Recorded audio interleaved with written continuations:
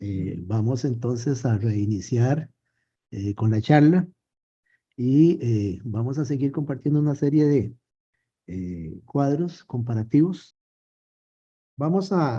Estos son los analgésicos de uso más frecuente para el dolor pulpar. Realmente, la forma como medicamos a estos padecimientos, yo creo que todos lo manejamos bastante bien. Nada más para que nos demos una idea, no me voy a detener mucho en esto, ¿verdad? Sabemos que el dolor pulpar habrá que tratarlo con analgésicos, ¿verdad? Que pueden ser a tipo EINES o opiáceos menores, pero esto es algo que yo sé que todos manejamos bastante bien. Vamos a hacer ahorita este cuadro del que vamos a hablar en este momento. Es un cuadro que a mí en lo particular me parece que es muy importante, porque vamos a hablar de las características este, del dolor pulpar en relación con las características del dolor periodontal. En el cuadro de la izquierda estamos hablando de dolor pulpar, en el cuadro de la derecha, dolor periodontal que puede ser periapical o lateral. ¿Ok? Esto nos va a servir entonces a nosotros para hacer un diagnóstico diferencial de estas dos patologías. Hablemos del dolor pulpar. Las características de cada uno de estos cuadros. El dolor pulpar se caracteriza, perdón, por ser un dolor espontáneo, agudo, paroxístico, intermitente, continuo. Es el típico dolor que nos llega a nosotros al consultorio cuando es un paciente que tiene un dolor pulpar que puede ser una pulpitis aguda o una pulpitis crónica, ¿verdad? Y el dolor periodontal, a diferencia del dolor pulpar, es un dolor continuo, profundo. Hay una cosa importante, recordemos que el dolor pulpar es un dolor de tipo visceral, ¿verdad? Que responde al estímulo, ahora lo vamos a ver en algún momento. A diferencia del dolor pulpar, que es un dolor somático profundo y de tipo músculo esquelético, que se incrementa con la función, a diferencia del dolor pulpar, que no se incrementa con la función, pero sí con los estímulos. Con respecto a la intensidad, el dolor pulpar sabemos que tiene una intensidad de moderada a severa, y el dolor periodontal puede ser leve, moderado o inclusive severo también. Hemos dicho que el dolor pulpar, como dolor difuso que es, ¿verdad? Perdón, como el dolor visceral que es un dolor difuso. A veces inclusive cuesta determinar, o el mismo paciente le cuesta determinar cuál es la pieza que le está doliendo. A diferencia del dolor periodontal que es perfectamente definido. Duele al morder, el dolor está ahí localizado. Hablemos de la estimulación térmica o eléctrica a nivel pulpar. Sabemos que reproduce o incrementa el dolor cuando el dolor es pulpar, pero no hay ninguna respuesta cuando es un dolor periodontal. La percusión dentaria, cuando es dolor pulpar, no va a haber respuesta, ninguna. Pero cuando es periodontal, sí reproduce o incrementa el dolor porque decimos que es un dolor musculoesquelético que se activa con la función. El tipo de respuesta. ¿Por qué se dice que el dolor pulpar es un dolor umbral? Porque es un dolor que empieza a manifestarse en la medida en que el estímulo empieza a ejercer su función sobre la zona o el diente afectado, hasta que alcanza un umbral específico donde el dolor se incrementa y se manifiesta. A diferencia del dolor periodontal, que es un dolor de tipo gradual, ¿verdad? Va poco a poco, hasta que se manifiesta en forma prácticamente continua. Vitalidad pulpar. Cuando el dolor es pulpar, y si hay vitalidad, la mayoría de las veces la pieza, la vitalidad pulpar es positiva. En el caso de cuando hay una periodontitis o dolor periodontal, periapical, definitivamente ahí no va a haber, ya hay muerte, ya hay necrosis pulpar, no va a haber respuesta. Y cuando es una periodontitis lateral, puede ser negativa o puede ser positiva. Exploración clínica, en un dolor pulpar, sabemos que hay lesiones dentarias y signos frecuentes autonómicos, ¿verdad? Puede haber, cuando hablemos de lesiones dentarias, caries, fractura, etcétera, ¿verdad? Con el dolor periodontal, la exploración clínica, eh, probablemente hay infección y hay inflamación cuando es una periodontitis periapical y cuando es una periodontitis lateral. van a haber signos inflamatorios, ¿verdad? Infecciosos también, y van a haber bolsas periodontales. Datos radiológicos, cuando en un dolor pulpar probablemente vamos a ver caries, restauraciones extensas o cercanas a la pulpa. Cuando el dolor es periodontal y es periapical, ya vamos a ver algún tipo de radiolucidez a nivel periapical. Y cuando estamos hablando de dolor periodontal lateral, van a ver lesiones periodontales crónicas a nivel lateral de la pieza. Veamos a ver, vean, aquí están los diferentes tipos de dolor periodontal y endoperiodontal y el tratamiento para cada uno de ellos. Yo creo que lo sabemos todos, pero no está de más darle una repasadita a esto. En la periodontitis apical aguda, ¿verdad? Tratamiento, drenaje y tratamiento antibiótico, ¿verdad? Ajuste oclusal, si acaso existiera trauma, fármacos analgésicos y tratamiento de conductos. Si es un absceso periodontal lateral, drenaje y tratamiento con antibióticos, ajuste oclusal, igualmente en la periodontitis apical aguda, analgésicos para el dolor, raspado y alisado de bolsa periodontal, irrigación de la bolsa periodontal. Si es decir una pericoronaritis, irrigación del saco de erupción con antiséptico, normalmente clorhexidina al 0.2%, recesión del opérculo, si fuera necesario. Recordemos que el proceso quirúrgico se conoce como una opercolectomía. Tratamiento con analgésicos y antibióticos y extracción diferida de la tercera molar. Lesión endoperio, drenaje y tratamiento antibiótico. Ajuste oclusal, si es necesario. Fármacos analgésicos, tratamiento de conducto, raspado y alisado radicular. Vean, esta otra, bien interesante. Características clínicas de los diferentes cuadros de dolor percibidos en un diente. Cuando hablamos PG, son puntos gatillo. Vamos a ver las características de la pulpitis, del dolor miofacial, de la cefalea en racimo, neuralgia trigeminal, odontalgia típica, dolor mucosa nasal o sinusal y dolor somatomorfo. Vamos a ver, si hablamos de una pulpitis, ¿cuál es la característica de ese dolor? El dolor es paroxístico, es impreciso y recurrente. Síntomas asociados, la pulpitis, problemas dentarios y vegetativos, desencadenantes, estímulos térmicos y eléctricos, y bloqueo anestésico es efectivo. No hemos hablado de dolor miofacial ni de cefalea en racimos, creo que hablaremos dentro de un ratito, ni de neuralgias trigeminales, pero nos vamos con la odontalgia típica. La característica clínica de una odontalgia típica es que es un dolor severo, pulsátil, ardiente, constante, localizado. Recordemos que la odontalgia atípica normalmente es consecuencia de algún tratamiento dental, principalmente endodoncia, ¿verdad? O alguna intervención quirúrgica. Síntomas asociados, no, solamente es el dolor, ¿verdad? Factores agravantes y desencadenantes. Tiene un inicio asociado a intervenciones quirúrgicas, lo dijimos hace un rato, y el bloqueo anestésico no es concluyente. Dolor de mucosa, eso sí, lo vemos con alguna frecuencia, ¿verdad? Cuando el tejido, cuando la mucosa oral está dañada, es un dolor ardiente, sordo, constante.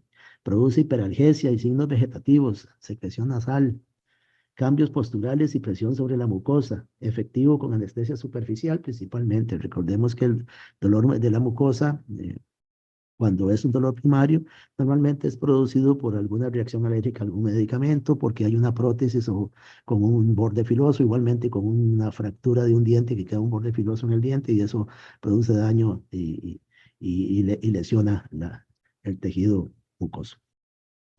Vamos a seguir y vamos a hablar siempre de diferentes tipos de dolor orofacial. Recuérdense que hablamos que la primera causa de dolor orofacial era la caries dental.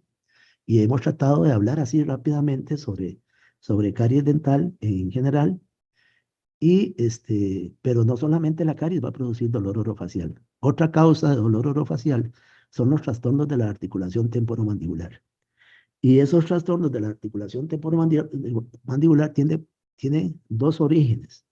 El trastorno y dolor o limitación funcional pueden ser de origen articular propiamente dicho o de origen muscular. Entonces, los trastornos temporomandibulares son el conjunto de alteraciones musculoesqueléticas que afectan al aparato masticatorio. Son los trastornos temporomandibulares más frecuentes, o sea, son más frecuentes los trastornos musculoesqueléticos, ¿verdad? que los articulares. Condiciones que pueden producir esto: aplasia, hipoplasia, hiperplasia, displasia, neoplasia, todas estas que puedan afectar a la zona articular o a los tejidos articulares. Pero además de esto, y aquí esto es muy importante, vean, volviendo acá, si hablamos de que el paciente en la anterior presenta hipoplasia, aplasia, hiperplasia, displasia o neoplasias, lógicamente esto es resorte de otros especialistas, ¿verdad? En el campo del dolor, ¿verdad? Aquí este otro, cuando vemos que una de las causas es los desplazamientos discales, ahí sí podemos actuar nosotros. ¿Por qué? Según se dice, los desplazamientos discales pueden ser desplazamientos del disco articular con reducción, desplazamiento del disco articular sin reducción y desplazamiento del disco articular sin reducción crónica. Esta es una clasificación del año 2008, creo que la nueva clasificación del año 2013, 2014, no, 2013, habla del desplazamiento del disco articular con reducción con bloqueo intermitente. Es un nuevo término que está incluido. Y todo lo demás sigue esta misma clasificación. Para los que y creo que todos lo hemos visto, ¿verdad? Recordemos que cuando estamos hablando de desplazamientos discales, la articulación temporomandibular es la única articulación de nuestro cuerpo que es bilateral. No existe otra, ¿verdad? Son dos articulaciones temporomandibulares funcionando al mismo tiempo. Cuando el paciente empieza a tener problemas articulares, y uno lo escucha por los síntomas, hay dolor en los músculos masticatorios, principalmente el macetero, también ¿cómo se llama? El temporal, el digástrico, los pterigoideos, y el paciente empieza a sentir y ustedes empiezan a darse cuenta que el paciente empieza a disminuir la apertura. Eso significa que hay contractura muscular, ¿verdad? Y en máxima apertura porque también el músculo se distiende. O sea, un músculo sano no debe doler nunca, ni cuando se contrae ni cuando se estira. Pero un músculo dañado va a doler cuando se contrae, ¿verdad? Este, que es, por ejemplo, pongamos el ejemplo, cuando el paciente abre la boca y, y el músculo duele porque el músculo se contrajo, estamos hablando, digamos, en este caso del macetero. Pero también cuando el paciente logra máxima apertura, ¿por qué duele? Porque así como cuando hable poquito se contrae, cuando hay máxima apertura, el músculo se distiende, se estira y por eso duele. Recordemos que los desplazamientos de los discos, cuando hay un desplazamiento sin reducción, es aquel desplazamiento en el cual el paciente abre la boca y no logra llevar la mandíbula a su posición inicial. El paciente se queda trabado, por decirlo de alguna manera. Hablando siempre de dolor orofacial, además de esos que hablamos anteriormente, podemos hablar de luxaciones de la articulación temporomandibular, ¿verdad? Y otro tipo de procesos inflamatorios como la sinovitis, capsulitis, poliartritis. Y otras como osteoartritis, alteraciones articulares no inflamatorias, primarias, secundarias, anquilosis y fracturas. Básicamente nosotros podríamos estar hablando de que podemos actuar a nivel de los desplazamientos discales con y sin reducción, ¿verdad? Y podemos estar también actuando a nivel de las luxaciones de la articulación temporomandibular. Es muy importante que la articulación que está, bueno, toda articulación es la unión de dos huesos, eso es un hecho, ¿verdad? Eso lo sabemos. En el concepto de Dios, como Dios creó las cosas de manera perfecta, toda articulación es la unión de dos huesos. Esos huesos van a estar unidos entre sí por medio de ligamentos. Después van a haber tendones que lo que hacen es unir los músculos al hueso. Van a haber nervios, va a haber una cápsula articular llena de líquido sinovial y básicamente esa es la composición de cualquier articulación y la articulación temporomandibular igualmente sigue esa misma conformación. Cuando estamos hablando de un desplazamiento del disco articular, normalmente va a haber dolor, ¿verdad? Principalmente cuando el músculo está distendido o contraído, ya lo dijimos hace un ratito.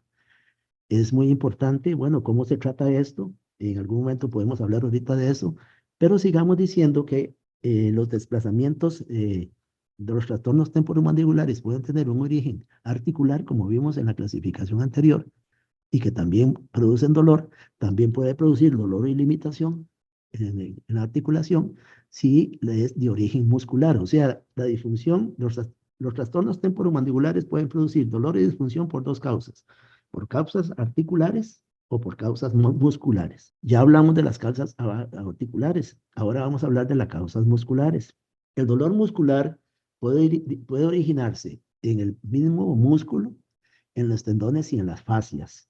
Y entonces, vamos a ver, diferentes tipos de dolor orofacial, mialgia local, dolor miofacial, mialgia de mediación central, mioespasmos, lo que conocemos como un trismus, miositis, que es a nivel del músculo, ¿verdad? Contractura miofibrótica, neoplasias y dolor muscular masticatorio asociado a otros cuadros de dolor sistémico como fibromialgia, como síndrome de fatiga crónica y como síndrome del colon irritable.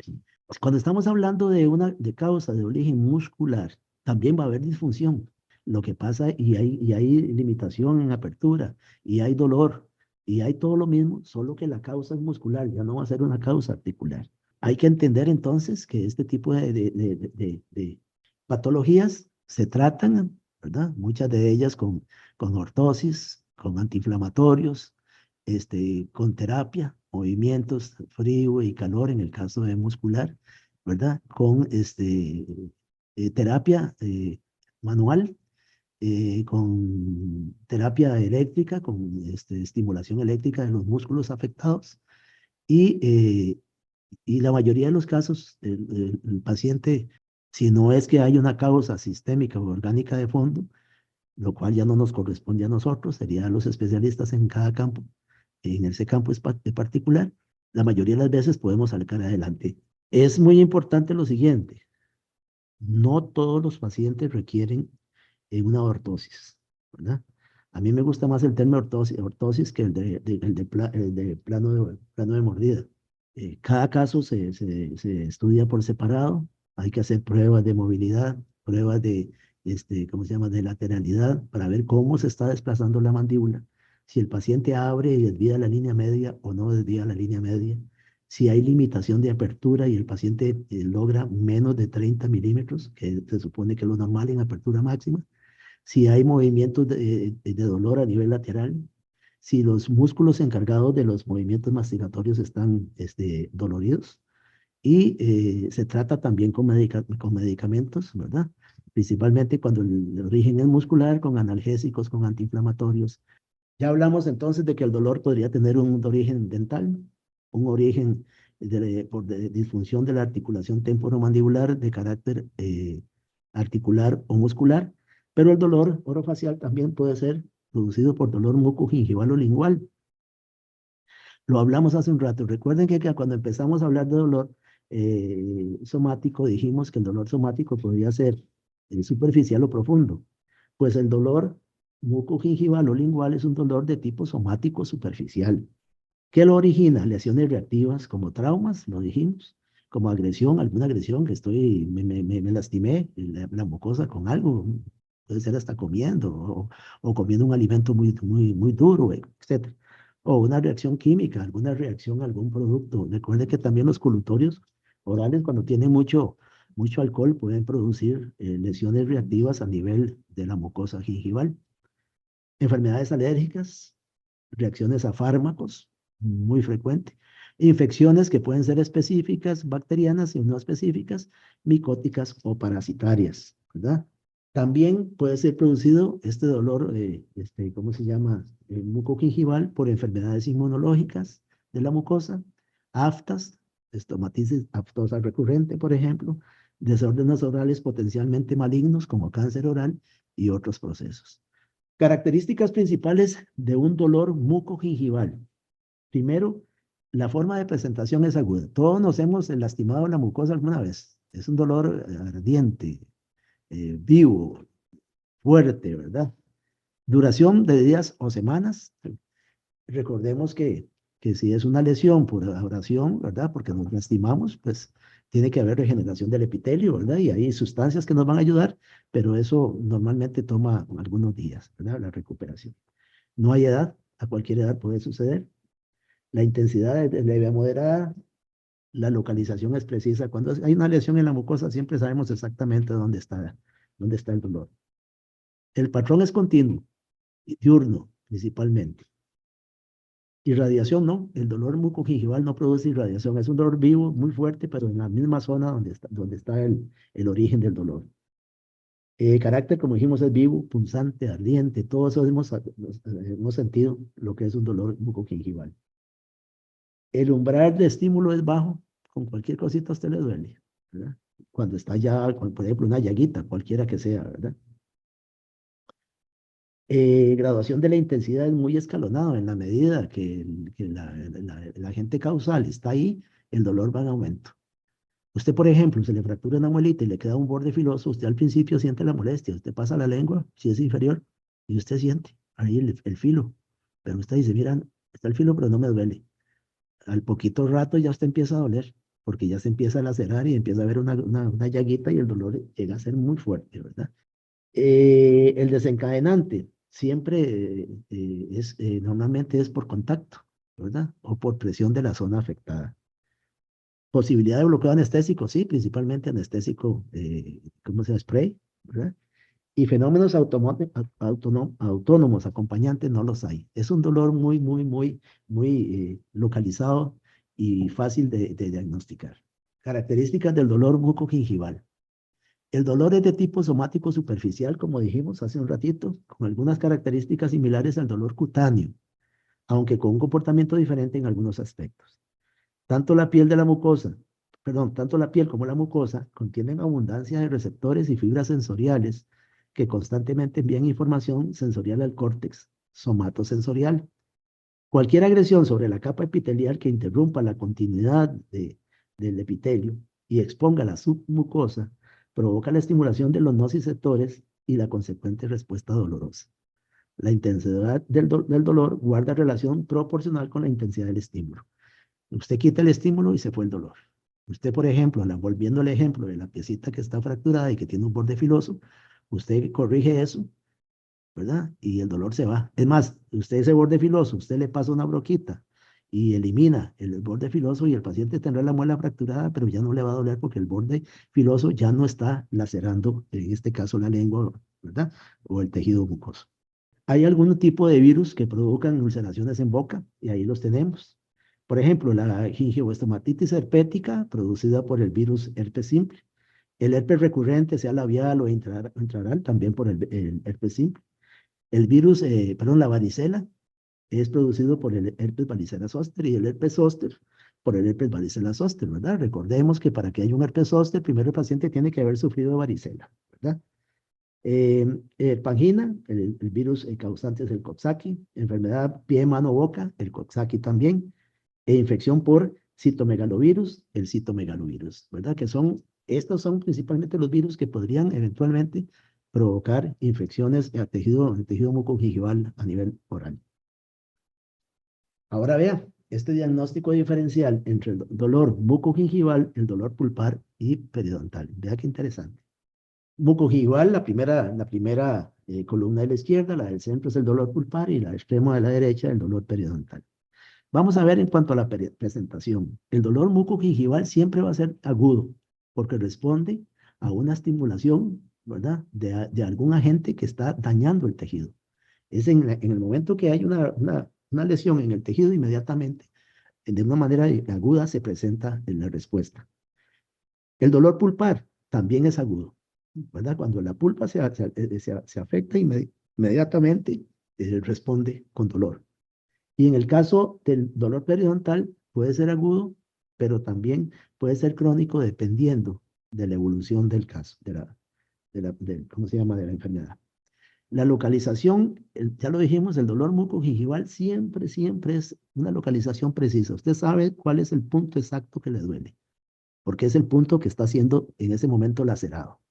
A diferencia del dolor periodontal, perdón, del dolor pulpar, que el dolor es totalmente impreciso. Recordemos que hay momentos en que inclusive lo hemos dicho, el paciente a veces sabe que le duele, pero no logra determinar bien cuál pieza es la que le duele. A veces le dicen a uno, mire, es que yo creo que es esta de abajo, pero es que también me duele arriba, ¿verdad? Porque eso sucede.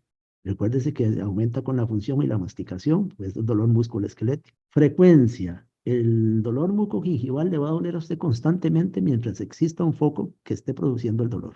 Usted elimina ese foco y el dolor desaparece casi inmediatamente. ¿verdad? El dolor pulpar es periódico. ¿Por qué? A veces el diente duele, a veces no duele. Cuando aumenta la presencia intrapulpar, el dolor va a aumentar.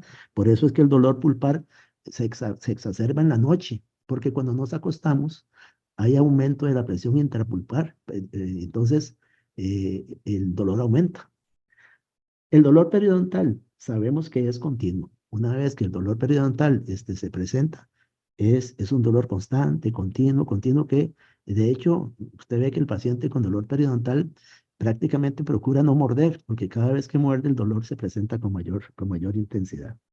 ¿Cómo es el carácter del dolor bucogingival? Decimos que es punzante, es lacerante, ¿verdad? Es una cosa. El dolor pulpar se dice que es quemante, es continuo, es vivo, es un dolor vivo, ¿verdad? Bueno, yo nunca he tenido un dolor pulpar, pero he visto tantos, ¿verdad? Que yo sé cómo es la cosa. El dolor periodontal es opresivo. Usted siente en la zona que como que hay una presión interna alrededor de los tejidos periodontales.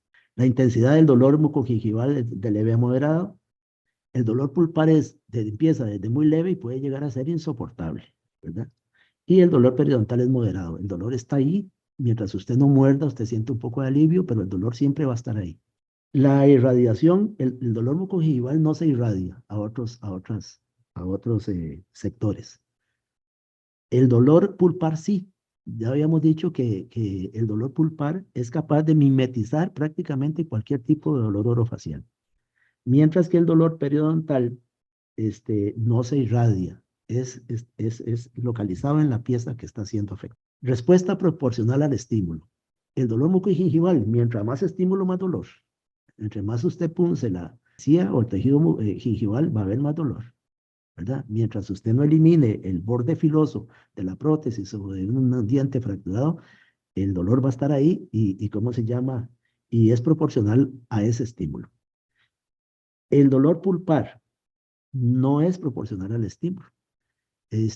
Usted, por ejemplo, ya una vez que hay una lesión pulpar, el dolor se va a instaurar, pero ya no necesita más estímulo, el dolor entró en función y así se va a mantener. El dolor periodontal sí tiene una respuesta proporcional a más, volvemos a decir, el dolor pulpar es un dolor somático profundo de tipo músculo-esquelético que se intensifica con la función. Entre más usemos el diente, más duele. Sintomatología autónoma acompañante en el dolor bucogingival no lo va a ver, ¿verdad? En el dolor pulpar sí, en el dolor periodontal no. Vamos a entrar al dolor neuropático. En la clasificación de dolor neuropático, según la Organización Americana de Dolor Orofacial, es muy amplia y está fuera de nuestro rango de acción y de los fines de nosotros en esta charla, hablar de todos ellos. Solo vamos a hablar los que consideramos que son dolores paroxísticos, como pueden ser la neuralgia del trigémino, la neuralgia del glosofaringio, el dolor constante por compresión, irritación o distorsión de los nervios craneales o de raíces corticales altas por lesiones estructurales, la cefalea o dolor facial por herpes zóster. Y entre las causas centrales de dolor facial podemos tener el dolor facial persistente idiopático y el síndrome de boca ardiente. Presento aquí el apartado 13 no, es del año 2004, ¿verdad? Vamos a hablar un poquito de dolor neuropático. Vea que se dice que el dolor neuropático se origina en el sistema nervioso sin que existe una fuente nociceptiva somática. O sea, no es necesario que haya un agente externo para que el dolor neuropático se presente. ¿Qué produce dolor neuropático? Traumatismos, deficiencias nutricionales, infecciones, infarto o lesiones cerebrales, esclerosis múltiple, tumores y otras causas. Los síntomas pueden cambiar con el paso del tiempo y pueden cambiar de un paciente a otro aún con la misma enfermedad, ¿verdad? Puede acompañarse de un amplio rango de síntomas neurológicos, como por ejemplo hiperestesia, disestesia, anestesia. Generalmente son crónicos y persisten durante meses o años, por lo que puede influir notablemente en la calidad de vida de los pacientes. Estos síntomas de dolor neuropático pueden ser desde muy leves hasta total y mente incapacitantes o discapacitantes, y por lo general son progresivos. El dolor es tan fuerte a veces que interfiere en las actividades diarias y en la vida laboral. Muchos pacientes tienen dificultad para conciliar el sueño, para concentrarse, astenia es cansancio general, ¿verdad? Somnolencia y frecuentes trastornos psicológicos asociados a depresión y ansiedad. Lo hemos dicho, ¿verdad? Que el dolor neuropático, que es un dolor normalmente crónico, está relacionado con cuadros depresivos y que el dolor agudo con cuadros de ansiedad. Ahí vamos, estamos hablando de fármacos, no nos vamos a meter mucho en eso para las diferentes, eh, pero hemos dicho que la caja pues no nos provee a nosotros los odontólogos de la posibilidad de recetar estos casos, pero si tienen un caso así, pues si ustedes tienen buena relación con los médicos, ustedes podrían hacer una interconsulta para ayudarle al paciente o referir al paciente, que sería tal vez lo ideal, ¿verdad? Ok, vamos a hablar un poquito de cefaleas. Esto sí, con mucha frecuencia, nos lo encontramos nosotros en nuestro quehacer diario, ¿verdad?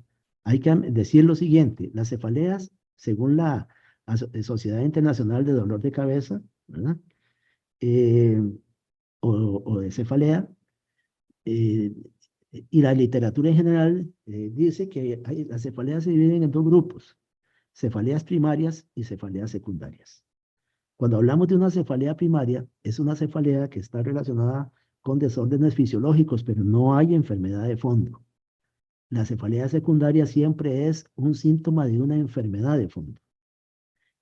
Para nosotros es muy importante determinar si la cefalea es primaria o es secundaria, porque es importantísimo saberlo, porque una cefalea secundaria, y vamos a ver ahora los diferentes tipos de cefaleas secundarias que hay, muchísimas veces necesita que nosotros refiramos a ese paciente a un especialista en el campo ya médico en este caso. Pero entonces, vea, las cefaleas primarias, recordemos que corresponden a desórdenes fisiológicos, no desórdenes orgánicos. Desórdenes fisiológicos, ¿cómo se llama? Y no están relacionados con enfermedad alguna.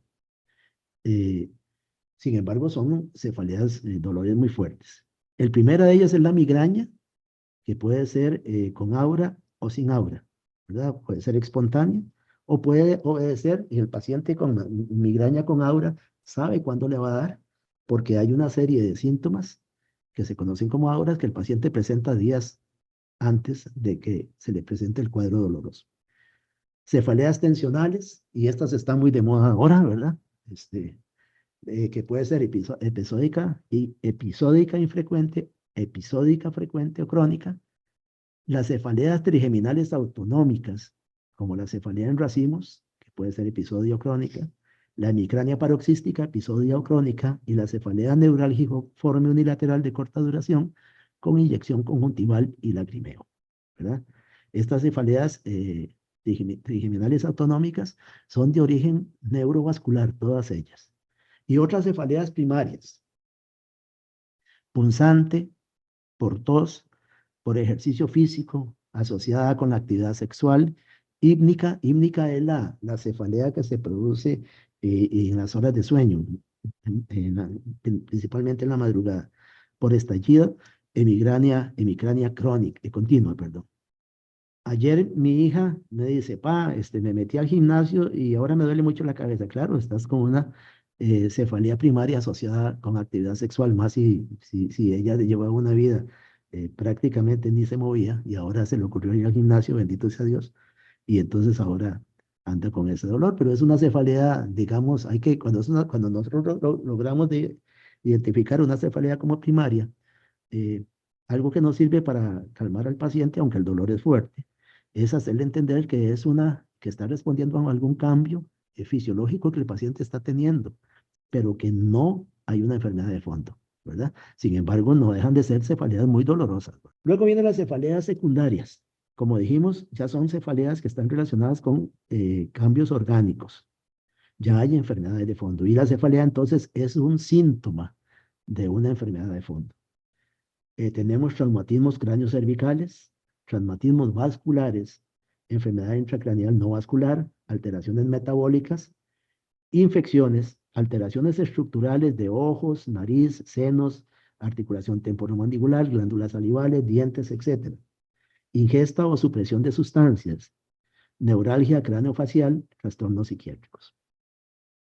En estas cefaleas secundarias vemos que aparece los dientes como posibles causales de una cefalea secundaria. Y recordemos que acabamos de decir que la cefalea secundaria es síntoma, es consecuencia de el daño que está sufriendo un órgano. Entonces dijimos que el dolor dental y el dolor pulpar específicamente era uno de los dolores que más mimetizan dolores en otras zonas del cuerpo. Con mucha frecuencia, entonces, el paciente con un problema de dolor dental puede perfectamente tener una cefalea secundaria, consecuencia de la irradiación del dolor, ¿verdad? Lo mismo, esto, ingesta o supresión de sustancias, la gente que a veces son una polifarmacia, ¿verdad? Y andan cargados de medicamentos. Eso produce una cefalea que se llama cefalea por ingestión de sustancias y no solamente medicamentos, otro tipo de sustancias también, ¿verdad? Voy a hablar de esto, de los cuadros cervicogénicos. Vea qué interesante. Hay otras causas de dolor orofacial. Decimos entonces que tenemos cuadros cervicogénicos, pero el que me interesa más que todo es este que dice cefalea cervicogénica. De ella vamos a hablar un ratito. Y hay causas craneales de dolor orofacial, o sea, patologías originadas en otras estructuras de la cabeza y el cuello. Por ejemplo, paciente con un problema ocular puede provocar, puede tener, y lo sabemos muchísimas veces, dolores de cabeza. Dolor auricular. Vieran con cuánta frecuencia cuando yo trabajaba en la Moreno y teníamos la clínica de dolor orofacial, con cuánta frecuencia la doctora Guevara, que era la otorrino de la Moreno, me mandaba pacientes porque el paciente llegaba con un dolor de oído muy fuerte, ella le revisaba el oído y resulta que no había, el oído estaba normal, pero el paciente le dolía el oído y le dolía la cabeza.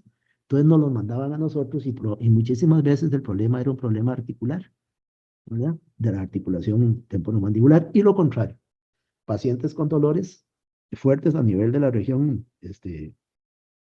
con cefaleas y dolores a nivel craneocervical y nosotros tomábamos radiografías y tomábamos, hacíamos movimientos y determinábamos que tenía que haber otra causa. Y entonces normalmente consultábamos con otorrino y el paciente tenía un problema auricular, ¿verdad?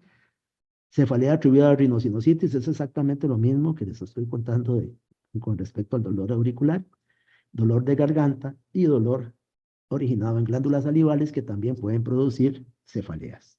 Otras causas somáticas de dolor orofacial, ahí las tenemos. Fibromialgia, desórdenes metabólicos, desórdenes autoinmunes, procesos infecciosos, tumores, enfermedades cardiovasculares, enfermedades renales, enfermedades pulmonares, menstruación y menopausia.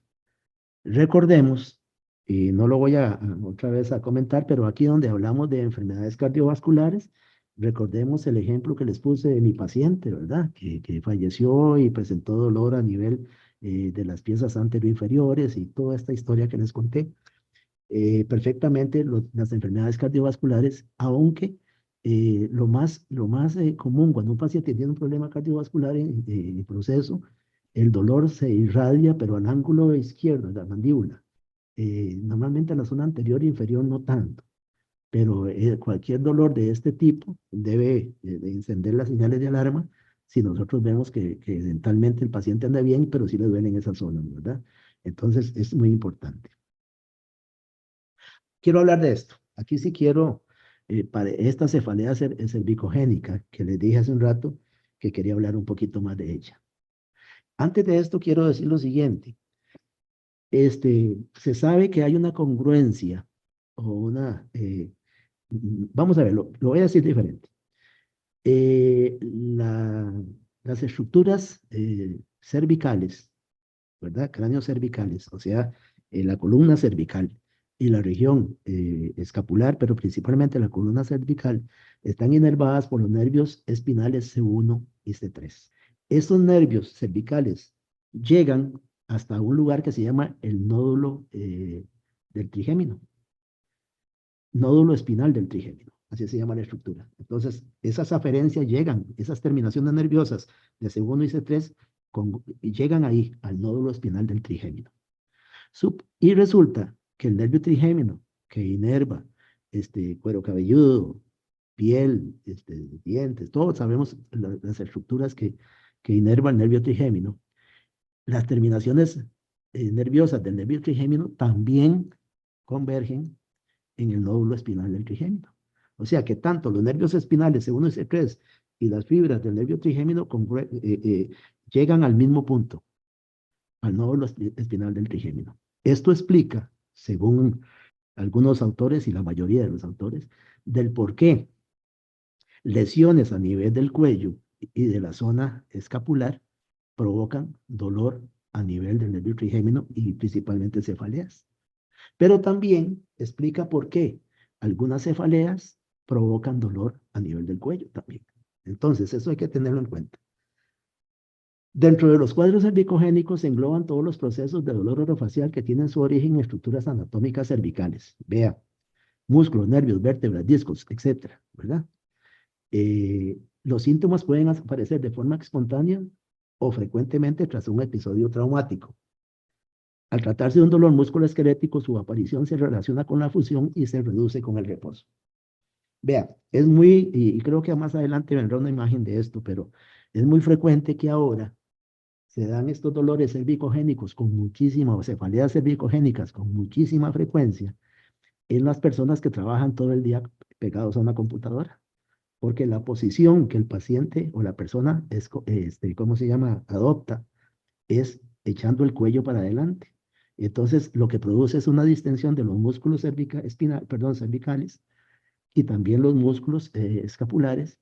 Y entonces, al estar distendidos esos músculos, provoca dolor a nivel del cuello y dolor diferido a la cabeza. Entonces, con mucha frecuencia, las personas que tienen cefaleas cervicogénicas por las malas posturas, tienen dolor de cabeza y a veces hasta visión borrosa y se van donde el oftalmólogo y les dice, "No, yo creo que tengo problemas con mis lentes".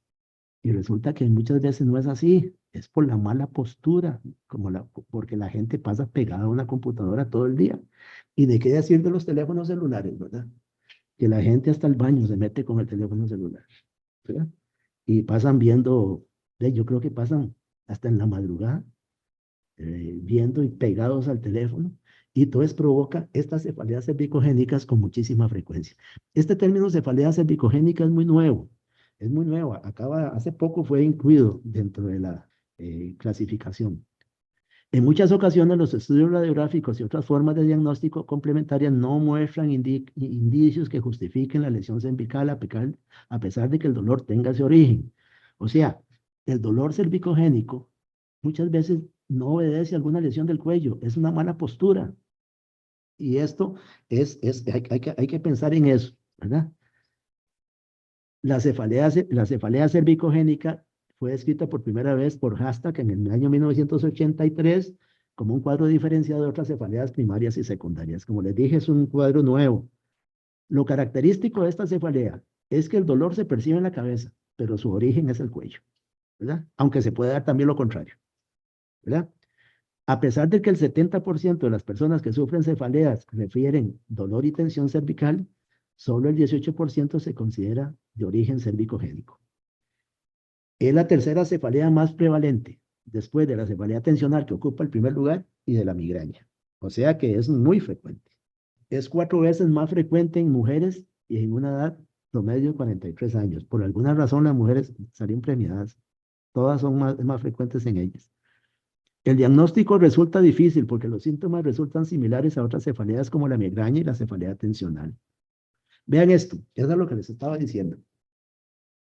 Resulta que la cefalea cervicogénica con mucha frecuencia se presenta en lo que se llama el síndrome de latigazo. Porque primeramente, cuando viene el síndrome, un frenazo o un choque, lo primero que va a haber es una hiperflexión hacia adelante, ¿verdad? Donde el paciente, bueno, perdón, la persona frena o golpea, el cuello se va hacia adelante y posteriormente hay una hiperextensión hacia atrás.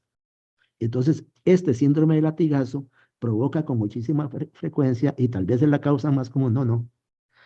Antes se decía que era la causa más común, ahora no. El síndrome de latigazo pues ocurre, pero no ocurre tan frecuente como las malas posturas. Vea la otra, vea la imagen de la par, vea a la persona viendo el teléfono y vea la postura que tiene, vea el cuello cómo está, vea el cuello como lo tiene, totalmente en hiperflexión hacia adelante, ¿verdad? Y dañando los músculos cervicales y en consecuencia eso produce la famosa cefalea cervicogénica, que no solamente duele el cuello, sino que duele también la cabeza, ¿verdad? Hay que tener cuidado con eso, ahora que todo el mundo anda pegado al teléfono, ¿verdad? Y también los que trabajan con computadoras todo el día. Esto es importante. Vamos a ver. Dolor orofacial en pacientes con cáncer. Dice que ciertos tumores que afectan la región de cabeza y cuello pueden manifestarse inicialmente como un dolor orofacial. El dolor como síntoma inicial del cáncer oral aparece en un 20% de los pacientes o de los casos. Ejemplo, la neuralgia trigeminal en personas menores de 50 años. Vea, eso es muy importante. Esto es importante decirlo y qué bueno que aparece acá. Una de las características de un dolor de tipo trigeminal, un paciente joven con un dolor, paciente menor de 50 años con un dolor de cabeza o un dolor trigeminal fuerte, hay que tenerle cuidado. Ante una neuralgia trigeminal bilateral, vea, la neuralgia trigeminal normalmente es unilateral en la mayor porcentaje de los casos. Si es una neuralgia trigeminal bilateral, hay que tener mucho cuidado porque puede tratarse de un cuadro de esclerosis múltiple. Una lesión intraósea, preferentemente en la mandíbula, más presencia de disestesia o parestesia, descartar un proceso maligno progresivo. Les contaba el caso del paciente que tratamos con un ameloblastoma, ¿verdad? Entonces, cuando ustedes empiezan a ver que el paciente puede presentar como movilidad o los dientes cambian de posición o hay un aumento en el volumen de la mandíbula o el paciente siente adormecimiento y este tipo de cosas, hay que descartar algún proceso maligno. Ciertas neoplasias sistémicas tienen predilección por la cavidad oral, los linfomas, ¿verdad? Algunas leucemias, el mieloma múltiple. Otros tumores pueden hacer metástasis en cavidad oral, como el cáncer de pulmón, como el cáncer de mama, como el cáncer de riñón. Vea, una imagen como esta, ya hay un paciente, le llega a uno así, y uno no tiene la obligación de saber qué es lo que tiene el paciente, lo que sí tiene la obligación es de darse cuenta que eso no es normal y que eso no es para nada, ¿cómo se llama? Un tejido mucogingival normal, ¿verdad? Ahora vamos a hablar un poquito de cositas de estas. El tratamiento anticanceroso es agresivo y también puede ser causa de dolor orofacial. Por ejemplo, la mucositis, que es el efecto no deseado más común en los pacientes sometidos a quimio y radioterapia. Esto es muy común. El paciente que está recibiendo quimio o radio y se presentan estas lesiones que son dolorosísimas, ¿verdad? Es muy común. Osteonecrosis. Ya sabemos, y hay que tener cuidado, aunque yo creo que todos lo sabemos, ya todos lo sabemos, pero hay que tener muchísimo cuidado cuando el paciente, bueno, si un paciente está recibiendo radioterapia, pues perfectamente va a ocurrir una osteonecrosis, es muy frecuente. Pero si el paciente está tomando bifosfonatos, porque el paciente tiene algún problema, ¿cómo se llama?, a nivel de sus huesos, porque el paciente tiene un cáncer de mama que de por sí produce lesión ósea, y el paciente está tomando bifosfonatos y ustedes les hacen un procedimiento odontológico tipo cirugía que incluya hueso, la posibilidad de una osteonecrosis es inmensa. Entonces, en esta imagen de la derecha, donde dice bifosfonatos, uno siempre tiene que preguntarle al paciente, sobre todo si son personas mayores, si el paciente está tomando bifosfonatos. Y si es así, no tocarlo, hacer la referencia al médico exponiéndole que el paciente requiere tal o cual tratamiento y que sea el médico el que autorice o no el procedimiento. Normalmente el médico no va a utilizar un procedimiento, no va a autorizarlo, porque ya está debidamente documentado y los casos son ya muchos casos de osteonecrosis en pacientes que están tomando bifosfonatos cuando se les hace algún tipo de tratamiento odontológico que implique que vamos a trabajar sobre el tejido, perdón, sobre el tejido óseo, ¿verdad? Si el paciente está tomando bifosfonatos, tener mucho cuidado si ustedes van a hacer algún tipo de procedimiento que implique trabajar sobre el hueso alveolar, ya sea mandibular y principalmente y también maxilar. Vamos a ver, seguramente todos lo sabemos, pero es bueno recordarlo. El ABCD, y yo le meto una T ahí, entre paréntesis, de las lesiones de la cavidad oral.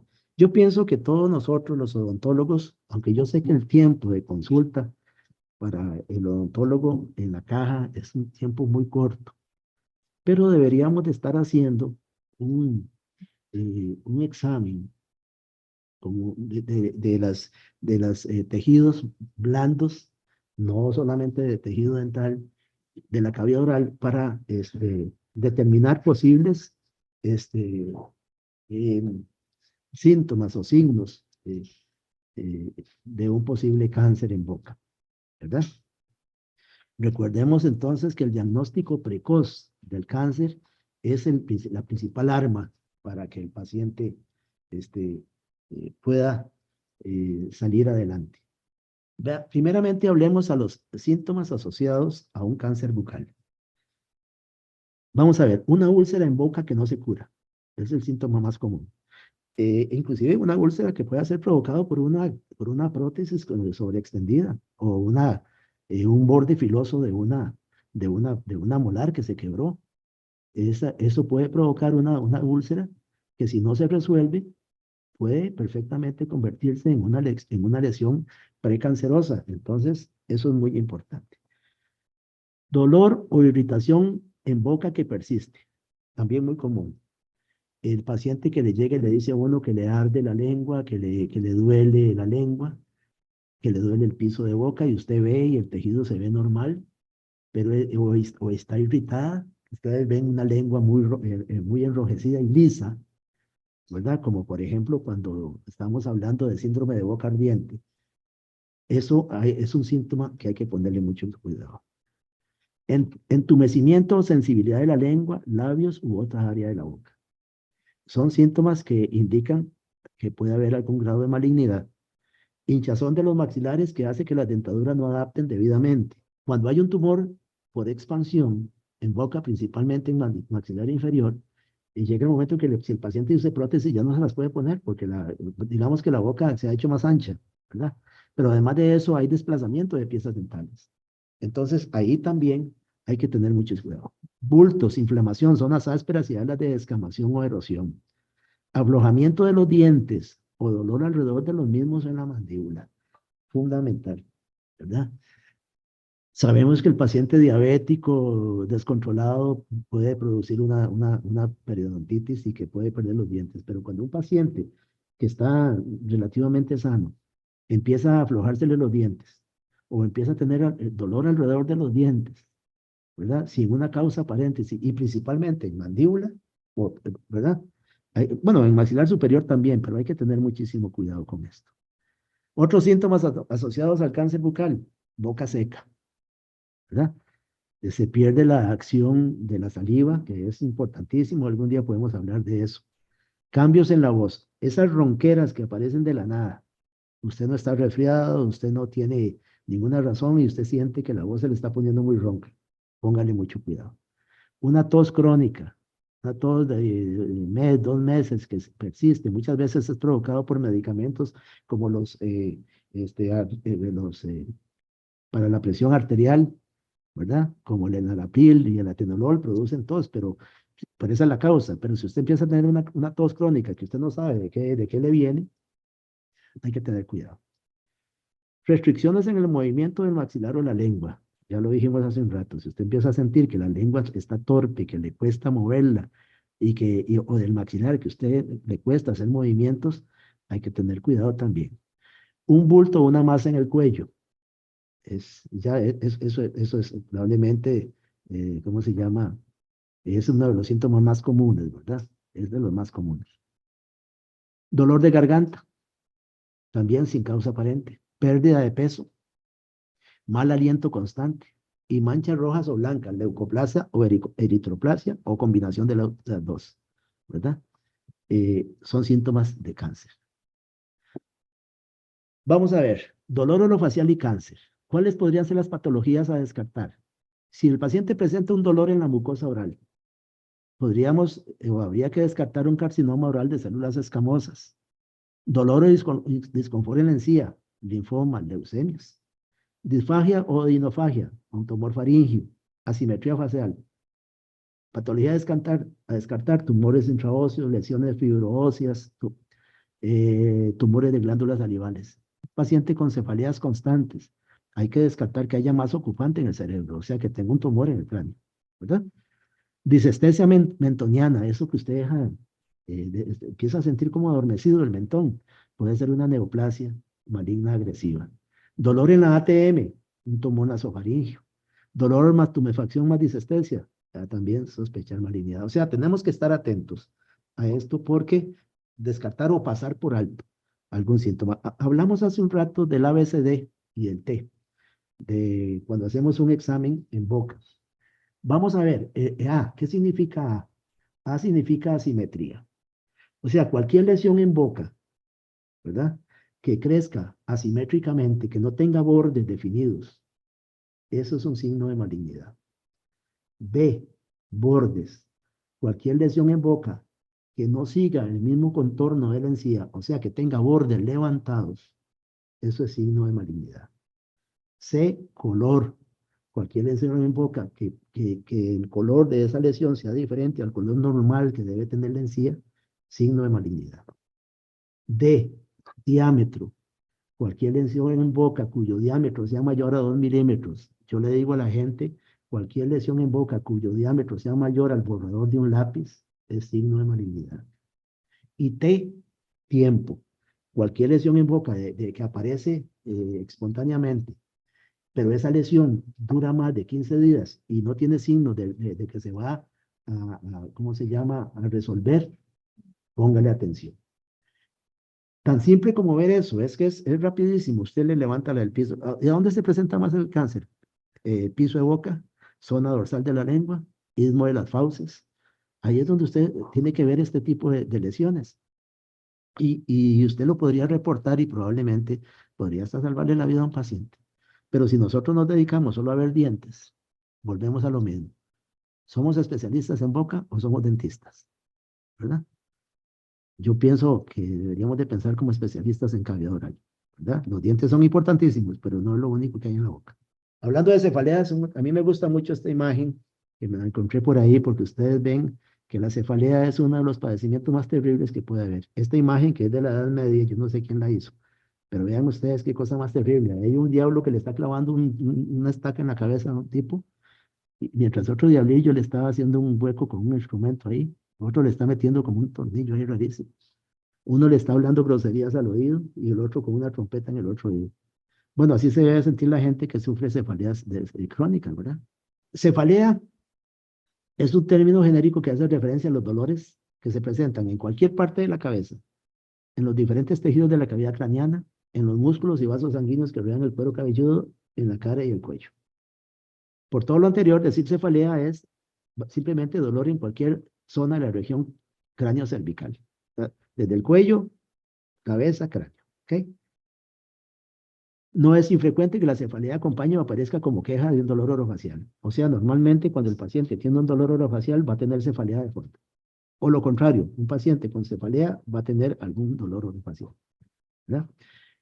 El tratamiento no debe considerarse como responsabilidad única de los especialistas en salud. Es muy frecuente, entonces, que sean grupos interdisciplinarios los que se encarguen de este tipo de dolores. Las cefaleas primarias y secundarias, creo que lo hablamos en algún momento. Las cefaleas primarias relacionadas con desórdenes fisiológicos no asociados a enfermedad o patología alguna, sin causa orgánica, y las secundarias cuando son síntomas de desórdenes orgánicos o de enfermedades subyacentes. Ya este cuadro lo presentamos hace un ratito, ¿verdad? De los diferentes tipos de cefaleas primarias. Ahí están las cefaleas secundarias, ya lo habíamos dicho también hace un ratito, también este mismo cuadro lo presentamos. Pero lo que me interesa es esto. Es imperioso que el odontólogo primero identifique y descarte un dolor de cabeza de origen secundario antes de proceder al diagnóstico de una cefalea primaria específica, teniendo siempre en cuenta que un paciente con cefalea primaria diagnosticada puede tener un supuesto dolor de cabeza secundario. Importantísimo entonces determinar si la cefalea es de origen primario o de origen secundario. Vea qué interesante esto es importantísimo.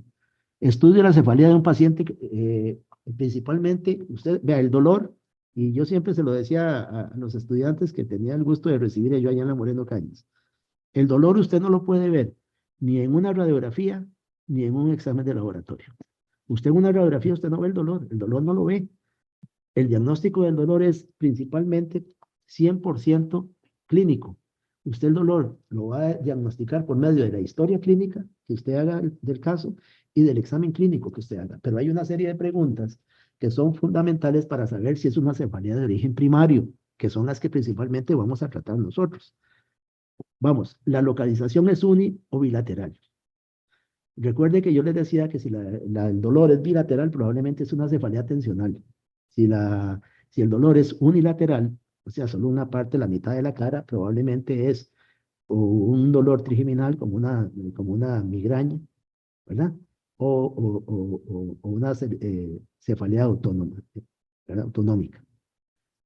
Existe consumo frecuente de medicación para la cefalea. Recuérdense que hay una cefalea que se llama cefalea por consumo excesivo de medicamentos. Se agrava con la actividad física habitual, ¿verdad? El paciente con una cefalea tensional, probablemente la actividad física le va a aumentar el dolor. A diferencia de una migraña, que el paciente migrañoso busca más bien acostarse y estar quietecito. La cefalea se asocia con náuseas, vómitos, fotofobia o fonofobia. Eso nos indica entonces que no es, si eso es así, que no es una cefalea de tipo primario. Aparece de forma previa alteraciones como visuales sensitivas o del lenguaje.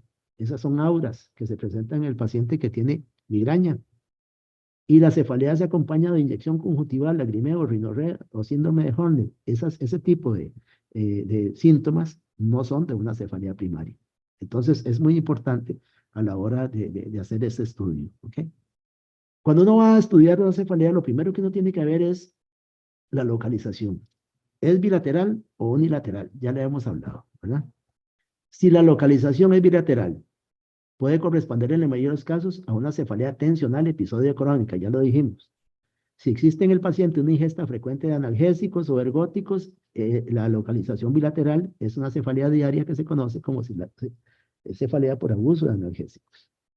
Menos frecuente es la bilateralidad que se puede encontrar en los cuadros de migraña. Cuando se presenta sola, cuando se presenta con cefalea tensional. Vea, la migraña clásica siempre al paciente le duele la mitad de la cabeza. Si el paciente tiene cefalea tensional y tiene migraña, porque se puede presentar los dos casos, el paciente va a tener dolor bilateral, pero es producto de que tiene una cefalea tensional que está acompañada de una cefalea tipo migraña. Las cefaleas tensionales siempre duelen las dos, duele toda la cabeza. Es como cuando usted se pone una gorra muy apretada, que usted siente como presión en la cabeza, principalmente en la parte anterior del cráneo. Eso es una cefalea tensional, ¿verdad? Muy común ahora. Cuando es unilateral, normalmente se relaciona con la migraña y las cefaleas trigeminales autonómicas, como dijimos, cefalea en racimos, hemicrania paroxística, y la cefalea neuralgiforme unilateral con inyección conjuntival y lagrimeo. Esas siempre van a ser unilaterales, siempre. La unilateralidad de las cefaleas trigeminales autonómicas no se asocia a síntomas que acompañan con la migraña. Una cosa importante, si el paciente tiene una inyección conjuntival, o sea, los ojos se le ponen rojos, tiene lagrimeo, tiene rinorrea, o sea, se le salen los moquillos, o sea, síndrome de Horner, que es un síndrome que afecta los ojos con dolor muy fuerte, normalmente eso no es una migraña, eso va a ser una cefalea trigeminal autonómica, principalmente una cefalea en racimos. Otros aspectos a tomar en cuenta en las cefaleas. Sintomatología como náuseas, vómitos, fotofobia o fonofobia es indicativo de una migraña. Esos son las famosas auras que presenta el paciente que tiene una migraña. Cuando inmediatamente después de comenzar la cefalea aparezcan alteraciones visuales o sensitivas o del lenguaje, nos encontramos en una migraña clásica con aura. Estos síntomas no se presentan en la migraña común sin aura. Otros aspectos, la existencia de sintomatología como náuseas, vómitos, fotofobia, fonofobia, que es típico de la migraña. Cuando inmediatamente antes de comenzar la cefalea aparezcan alteraciones visuales, nos encontramos en una migraña clásica con aura. Alteraciones visuales sensitivas sobre el lenguaje. En la migraña común sin aura no se presentan. ¿Cuándo es? Entonces, para nosotros esto es muy importante. ¿Cuáles son los signos y síntomas que nos señalan que tenemos que prender las luces de alarma con respecto a una cefalea? Primero, un dolor cefálico nuevo, grave, reciente, de inicio repentino y brusco. Usted de un momento a otro le empieza a doler la cabeza y le duele fuertísimo, ¿verdad? Pero usted no sabe por qué le está doliendo la cabeza. Una cefalea nueva en un paciente mayor de 50 años. Si el dolor interrumpe el sueño, esto es importantísimo por lo siguiente. Cuando el dolor es neuropático, los dolores neuropáticos siempre respetan las horas de sueño. Mientras el paciente está dormido, si es un dolor neuropático, al paciente no le va a doler. Pero si usted está dormido y el dolor la despierta, póngale cuidado, ¿verdad? Empeoramiento progresivo en intensidad y frecuencia de un periodo de días o semanas. O sea, es un dolor que en lugar de ir en remisión va en aumento. Hay que ponerle cuidado. Cambios súbitos y significativos en las características habituales de una cefalea crónica. Una cefalea que es crónica, que persiste por tiempo, pero de un momento a otro se empieza a exacerbar o a doler más de la cuenta, más de lo que estaba acostumbrado, póngale dolor, póngale cuidado. Cuando el paciente presenta un aura de mayor de 60 minutos o un aura atípica, que no sean luces, ruidos o cosas, cualquier otro indicativo de que le va a empezar a doler, hay que tener cuidado. Dolor precipitado por el esfuerzo. La gente que hace ejercicio, maniobra de Valsalva, eso ya lo sabemos todos los odontólogos, taparse la nariz y expulsar la nariz, el ruido, perdón, el aire fuertemente. Tos, estornudo, defecación o actividad sexual. Cuando cualquiera de esas actividades produce una cefalea, hay que ponerle cuidado. Presencia de fiebre, náuseas, vómitos o tortícolis. Recordemos que principalmente cuando el paciente presenta acompañado de una cefalea, una tortícolis, es muy, muy, muy peligroso. Hay que tener cuidado y descartar una meningitis bacteriana, ¿verdad? Cefalea en pacientes con coagulopatías, pacientes anticoagulados, inmunodeprimidos u oncológicos, ¿verdad? No creo que haya que explicar más cosas. Examen neurológico anormal, afasias, ataxias, incoordinación, parestesias, papiledemas, convulsiones, confusión, somnolencia, deterioro de la memoria, cambios de personalidad, cualquier cosa que se salga del comportamiento normal de una persona y esté relacionado con una cefalea, hay que tenerle mucho cuidado. Vamos a ver, cefalea tensional. La tensión muscular en la cara, el cuello y los hombros puede causar cefaleas por tensión. Lo dijimos hace un rato, ¿verdad? La concordancia que hay entre la inervación del cuello y el nervio trigémino, ¿verdad? A nivel del núcleo del trigémino, puede provocar esos dolores, cefaleas por tensión. Puede ser que el dolor en el cuello produzca cefalea o que una cefalea produzca dolor en el cuello, ¿verdad? Cualquiera de las dos es viable. La cefalea tensional es la más frecuente de todas las cefaleas, conocida también como psicógena o cefalea por contracción muscular. Suele comenzar a una edad más avanzada que la migraña, entre los 30 y 40 años, y puede variar más frecuente en mujeres. Clasificación de las cefaleas tensionales. Las cefaleas se clasifican, las tensionales, con dolor muscular pericranial. Usted, por medio de palpación, usted le toca al paciente en la cabeza y el paciente va a decir que le duele. O cefalea tensional no asociada a dolor pericranial. Creo que ya habíamos hablado de estas cefaleas, que es la cefalea tensional, que es episódica frecuente, y ahí están los criterios diagnósticos para cada una. La cefalea tensional crónica, ¿verdad? Creo que meterse como a pormenorizarla está de más, ahí lo pueden ver, pero lo importante es que podemos decir que es opresiva, que no es pulsátil. Es como cuando usted se pone una gorra muy apretada, muy apretada. Si la cefalea es pulsátil, eso no es una cefalea tensional. ¿Ok? Y si la localización de la cefalea tensional tiene que ser siempre bilateral, siempre. no hay vómito ni náuseas, ¿verdad? Y algunas veces puede existir fotofobia o fonofobia, pero una o la otra, no las dos juntas, ¿ok? Esa es la cefalea tensional. Factores precipitantes de una cefalea tensional. Bueno, ahí está, tensión emocional y estrés, ansiedad y depresión, perdón, dolor miofacial, trastornos temporomandibulares, bruxismo de hábitos parafuncionales orales, alteraciones o desequilibrios posturales, alteraciones del sueño, cambios climáticos, menstruación, polifarmacia y abuso de analgésicos. Como vemos, son factores casi del día a día, ¿verdad?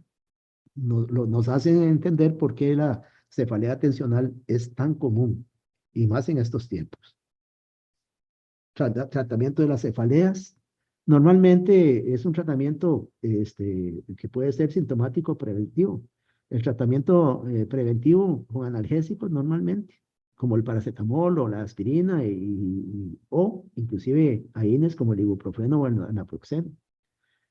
Si es una cefalea crónica, se usa normalmente amitriptilina por 3 meses, normalmente amitriptilina al 10%, una pastillita en horas de sueño es más que suficiente. Si no, pues habrán otras medicaciones como inhibidores de la recaptura de la serotonina, sertralina o fluoxetina. También, digamos, la cefalea en racimos y muchas veces la cefalea tensional también con oxígeno, inhalar oxígeno, da un excelente resultado. Tratamiento no farmacológico de la cefalea tensional. El tratamiento comenzará con la educación del paciente explicándole el origen del proceso y tranquilizándole de la naturaleza benigna de su dolor. Recordemos que hemos descartado que sea una cefalea secundaria. Si es del caso, hemos mandado algún examen para descartar que haya, ¿cómo se llama? Lesión, o sea, un tumor a nivel intracraneal. Entonces, es normalmente una cefalea tensional producida por los factores que ya hemos hablado. Recuerde que la cefalea tensional es una cefalea primaria que no está relacionada con lesiones orgánicas, ¿verdad? Ni enfermedades. Se le informará sobre los factores que agravan su cefalea, los que hemos visto hace un rato. Y también, como parte de la terapia, evitar situaciones de estrés, llevar a cabo terapias conductuales, técnicas de relajación o de biofeedback, y siempre investigar la coexistencia de depresión o ansiedad, ¿verdad? Y si es del caso, si el paciente presenta cuadros de ansiedad, depresión muy seguidos y muy repetitivos y serios, pues hacer la revisión o la referencia al especialista indicado, ¿verdad?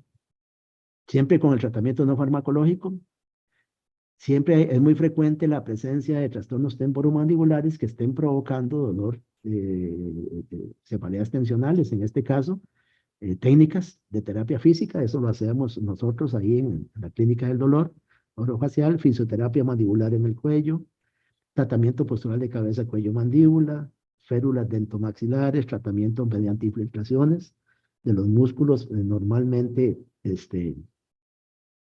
principalmente maceteros, ¿verdad? Y o vaporizaciones con spray en los puntos gatillo, en los músculos masticatorios y cervicales, e inyecciones de toxina botulínica en los músculos que están involucrados. Estas infiltraciones normalmente nos dan un resultado increíble. Normalmente usamos bupivacaína al 2% sin vasoconstrictor y el paciente realmente siente el cambio y casi inmediato. Retirada inmediata de la ingesta de analgésicos y ergotamínicos si es que el paciente los toma. También retirada escalonada de fármacos con cafeína, barbitúricos, benzodiazepinas u opioides para evitar un síndrome de deprivación, ¿verdad? Y el tratamiento se realiza entonces con amitriptilina en horas de sueño de 6 meses junto con AINES o un triptano, cualquiera que podamos usar. Vamos a ver, las migrañas se denominaron anteriormente migraña común sin aura o migraña clásica con aura. Antes se llamaba migraña común y migraña clásica, ahora se llama migraña sin aura y migraña con aura. Normalmente aparece en una edad más corta que la cefalea tensional, principalmente en la adolescencia, más frecuente en mujeres. El 50% de los casos suele haber antecedentes familiares y en la mayoría de las ocasiones el diagnóstico es eminentemente clínico, como todas, ¿verdad? Sin necesidad de otras pruebas complementarias. Ahí está la clasificación. perdón, los criterios diagnósticos, ustedes los pueden ver para determinar al que tenga interés cómo es una cefalea de cada cual, ¿verdad? Si pues una migraña con aura, sin aura, etcétera, para que ustedes lo puedan ver. Muchos pacientes presentan antes y después de la fase dolorosa, estamos hablando de migraña. Durante un periodo de ante unas horas o días, estas fases que nos ayudarán a ratificar el diagnóstico clínico. Los síntomas de fase premonitoria o pródromo. El paciente empieza hiperactividad, depresión, somnolencia, fotofobia, bostezo, rigidez del cuello, apetencia de ciertos alimentos, etc. Característicos, cuadros premonitorios de una migraña con aura, ¿verdad? Síntomas de la fase resolutoria o después, o pódromo, disminución de la capacidad de atención, cansancio, dolor muscular. Es muy normal estos, recordemos que la migraña es un cuadro muy doloroso y que el paciente, sí, produce mucho cansancio, mucho dolor muscular y el paciente, pero va recuperándose poco a poco, pero sí, presenta normalmente fase premonitoria y fase resolutoria, ¿verdad? Con características muy típicas, ¿verdad? Véanlo ahí, todo lo que puede suceder, presentar un paciente antes del cuadro doloroso y después del cuadro doloroso. Vamos a ver, no es infrecuente que los pacientes con migraña presenten algunos síntomas de cefalea tensional. Aquí lo vemos, tensión de los músculos masticatorios y dolor del cuello. También en la cefalea tensional pueden sufrir síntomas migrañosos como sensibilidad a la luz, sensibilidad al ruido, alteraciones visuales y náuseas, pero no es lo frecuente. Factores desencadenantes de la migraña. Pueden ser factores alimentarios como alcohol, chocolate, queso, aditivos como nitritos, glutamato monosódico, hambre, ayuno. Cualquiera de esos factores alimentarios puede producir un cuadro de migraña. Factores hormonales. Frecuente. Menstruación y premenstruación, ovulación, anovulatorio. La mayoría de las mujeres con mucha frecuencia, no la mayoría, pero muchas, presentan cuadros migrañosos cuando están en el periodo menstrual y premenstrual. Factores ambientales que pueden desencadenar una migraña. Luz, estimulación visual, olores. Hay gente, cigarro, perfumes, en fin, algún tipo de condimento. Altitud.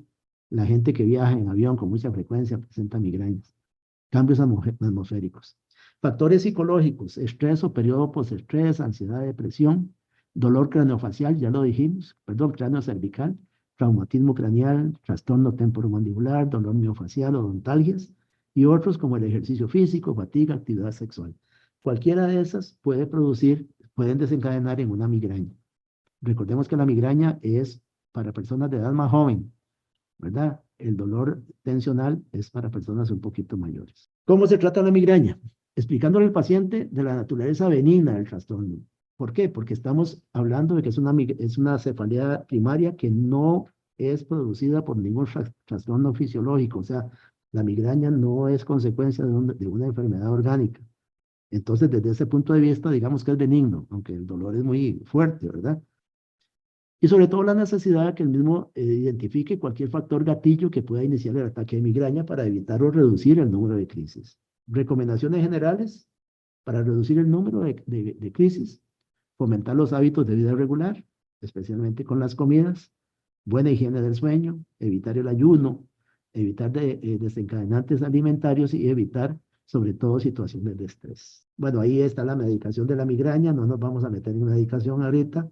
Y la cefalea, vamos a hablar de cefaleas, yo creo que ya casi vamos concluyendo, pero vamos a hablar de cefaleas trigémino-autonómicas, que dijimos que todas ellas son cefaleas neurovasculares. Vea esa imagen, por alguna razón, las cefaleas trigémino-autonómicas producen mucho dolor en la región orbital y postorbital. Y el dolor es así, es como si le estuvieran metiendo un dedo en el ojo a uno, así, como pulsándole, es un dolor terrible. La imagen es muy clara. La cefalea en racimos es la más dolorosa de todas las cefaleas primarias. Incidencia aproximada de una por cada 1000 habitantes, por dicha. Más frecuente en hombres, la primera que ocurre así. Edad de inicio oscila entre los 20 y 40 años, diagnóstico eminentemente clínico. Durante las crisis, los pacientes se pasean y golpean su cabeza, frotándose la zona dolorida en un intento de disipar el dolor y distraerse de él. Esta actitud es diferente a la migraña, en la cual el paciente busca acostarse y principalmente en un cuarto oscuro y en silencio. Presenta crisis en brotes o en grupos, por eso se llama cefalea en racimos. Normalmente los dolores duran de 1 a 2 meses y se repiten todos los días, sin remisión. O sea, no hay cuadros, no hay momentos en que el paciente no le duela. El número de ataques diarios puede durar entre 1 y 3 días y se repite todos los días hasta que se acaba el racimo. ¿Qué pasa? Que puede pasar un periodo refractario de mucho tiempo y cuando el racimo se vuelve a llenar, el dolor vuelve otra vez, ¿verdad? La mayoría de los ataques se producen en un momento particular del día o de noche, pero todos los días. Tras un periodo de tiempo, lo dijimos aquí, ven, las crisis pueden volver a aparecer. Las crisis aparecen muy frecuentemente en el sueño y se dice que están relacionadas con el comienzo de la fase REM, ¿verdad? La fase el alcohol, la nitroglicerina y el tabaco y el estrés precipitan estos ataques, el brote de estos ataques, pero nunca durante el periodo de remisión, tratamiento sintomático y preventivo. Esos son los criterios diagnósticos de una cefalea en racimos, pero los pueden ver ahí, según la IHS, ¿verdad? Es una cefalea que ojalá que nadie le dé, porque es una cefalea dolorosísima, dolorosísima. Y por dicha es 1 por cada 1000 habitantes, ¿verdad? Según lo que se dice. La hemicrania paroxística, características muy similares a la cefalea en racimos. Igual de intensos los dolores, los ataques, pero menos duraderos y más frecuentes. Al contrario, la cefalea en racimos es más frecuente en mujeres que en hombres. Y el movimiento del cuello es un factor desencadenante en los episodios dolorosos. Ahí están los criterios diagnósticos para los que los quieran revisar, ¿verdad? Ahí están debidamente detallados. Tratamiento farmacológico de la cefalea hemicrania paroxística consiste exclusivamente en la administración de indometacina. Es la única cefalea de este tipo que responde 100% a la indometacina. Y la respuesta es rápida y eficaz. Si no responde a la indometacina, no es este tipo de cefalea. Pacognomónico y ratifica el diagnóstico, ya que en las crisis de cefalea en racimos este medicamento resulta ineficaz. O sea, solamente en la cefalea, ¿cómo se llama? Esta que estamos tratando, funciona 100% con indometacina. Si con el uso de indometacina aparecen efectos secundarios, puede suspenderse su uso y sustituirlo por topiramato. Y la cefalea neuralgiforme unilateral con corta duración con inyección conjuntiva y lagrimeo. Es menos frecuente, más frecuente en hombres también. Se caracteriza por crisis de gran intensidad que se repiten muchas veces al día. Y se han puntos gatillo o factores gatillos de esta neuralgia que pueden desencadenar agudos ataques, como por ejemplo, es muy interesante esta cefalea neuralgiforme porque presenta como característica que el paciente presenta dolor muy agudo con acciones diarias que normalmente no son dolorosas. Eso se llama alodinia, lo sabemos. La gente se toca el pelo, la cara y eso le dispara el dolor. Se cepilla los dientes o mastica y eso le dispara el dolor.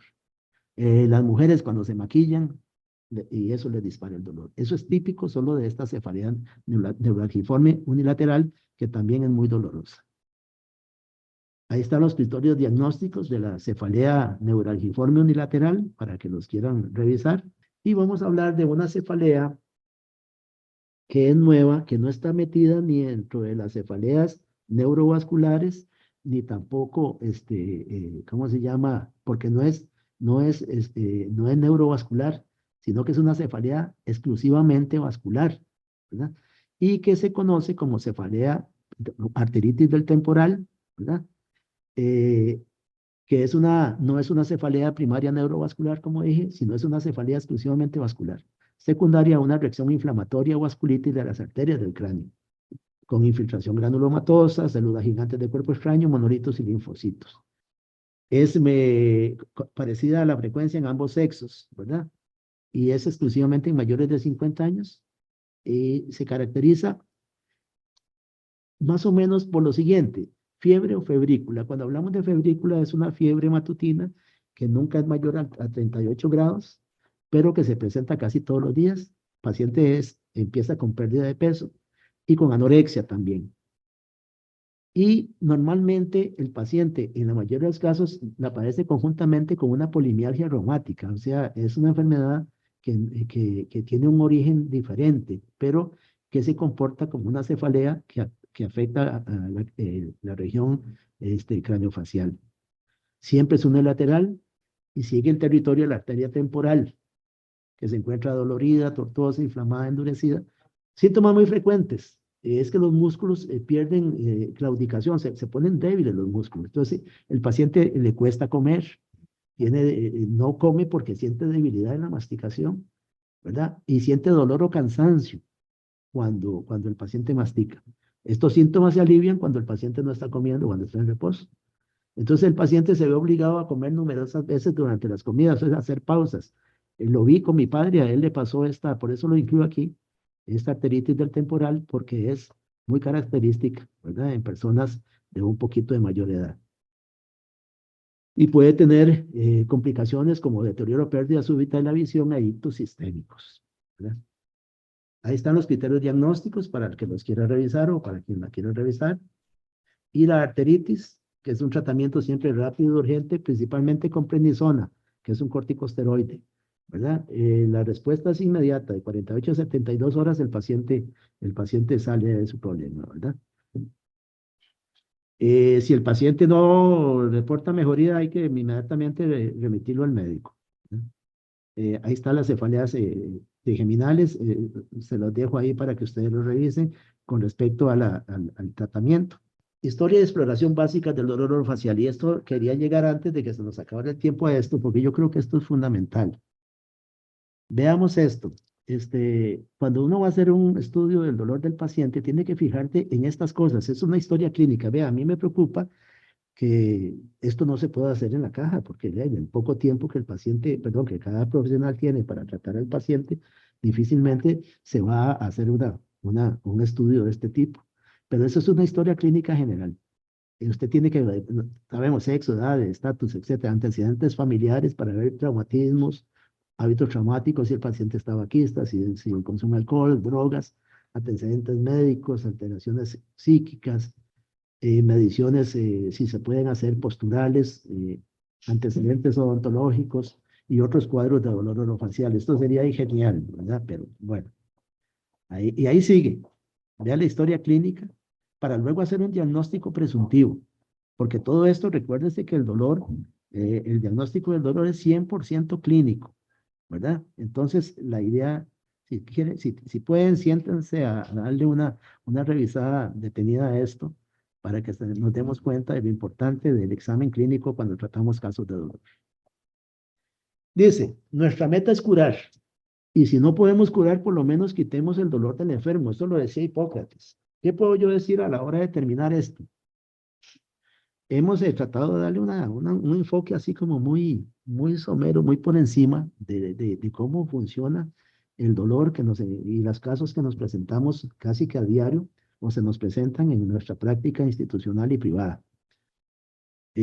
Creo, como dije al principio de la presentación, que si hay una profesión en la cual el profesional está enfrentado a diario con cuadros de dolor, somos los odontólogos. Nosotros tenemos la obligación de curar al paciente y como dice Hipócrates, si no lo podemos curar, por lo menos quitémosle el dolor. No se vale que el paciente llegue con dolor a la consulta y se vaya igualmente con dolor. No se puede, no se vale. Un estudio del dolor, como hemos hecho, han visto que ha habido ciertos puntos que yo los he pasado rápidamente, porque no hemos hablado de medicación y de ciertos parámetros para hacer diagnóstico.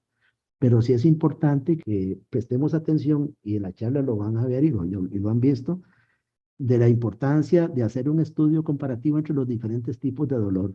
Diferencias entre el dolor pulpar, dolor periodontal, dolor miofacial, dolor articular, dolor musculoesquelético, para que cuando el paciente llega le podamos hacer un buen diagnóstico y, lógicamente, un buen tratamiento. Si no hay un buen diagnóstico, el tratamiento probablemente va a fallar y tratemos por todos los medios de evitar hacer tratamientos que no son necesarios para no crear una odontalgia típica o algún cuadro de dolor crónico que más bien agrave la vida del paciente, porque andar con dolor es andar enfermo, ya lo dijimos. Bueno, yo espero así a grandes rasgos haber cumplido este, con la finalidad de esta charla, un vistazo general a lo que es el dolor en odontología, el dolor orofacial. Muchas gracias a la organización de Cepasimeca por la oportunidad y agradecido con todos ustedes